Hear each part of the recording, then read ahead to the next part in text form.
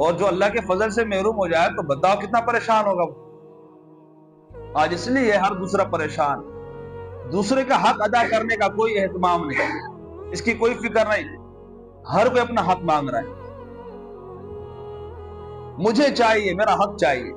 دوسرے کے کیا حق ہے مجھ پر اس کی کوئی فکر نہیں۔ اللہ کے رسول صلی اللہ تعالی علیہ وسلم نے فرمایا الید العلیٰ خیر من الید السفلیٰ، یہ ایک پیمانہ دیا امت، فرمایا اوپر والا ہاتھ لینے والے ہاتھ سے بہتر ہے، دینے والا ہاتھ لینے والے سے بہتر ہے۔ تو آج کل لینے والے بہت، دینے والے لاکھوں میں ہیں، لینے والے آپ کو ہر کوئی نظر آئے گا، میرا حق چاہیے مجھے،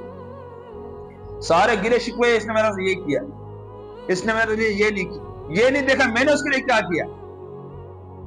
مجھے کیا کرنا چاہیے۔ یہ ٹوٹ پھوٹ اسی وجہ سے میرے بھائی دوستوں بزرگوں، دلوں کے اندر انتشار اسی وجہ سے ہے کہ آج حقوق مانگنے والے تو ہیں لیکن حقوق کی ادائیگی کی فکر یہ بالکل مٹ گئی ہے، دینے والے نہیں ہیں، اور امن سکون اسی گھر میں ہوگا، شانتی اسی گھر میں ہوگی، اللہ کی رحمت اسی گھر میں ہوگی جہاں دینے والے ہوں، اور جہاں یہ ہوتا ہے وہاں سکون ہوتا ہے، وہاں امن ہوتا ہے، وہاں محبتیں ہوتی ہے، وہاں الفتیں ہوتی ہے، وہ اللہ کی خاص رحمتیں ہوتی ہے۔ تو میں عرض کر رہا ہوں میرے بھائی دوستوں بزرگوں، رشتوں کو جوڑنا یہ جنت میں لے جانے والا عمل ہے، رشتہ داروں کے حقوق ادا کرنا یہ جنت میں لے جانے والا عمل ہے۔ پیارے آقا نے فرمایا،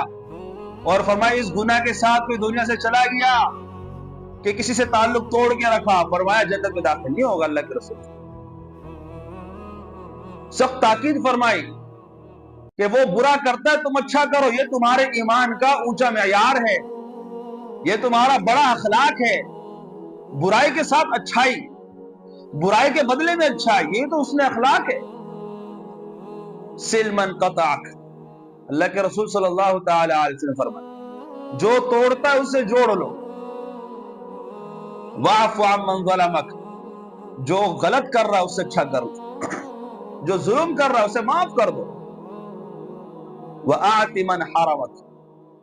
فرمایا جو تمہارا حق مارتا ہے اسے اس کا حق دے دو، فرمایا یہ اعلیٰ اخلاق، یہ اچھے اخلاق،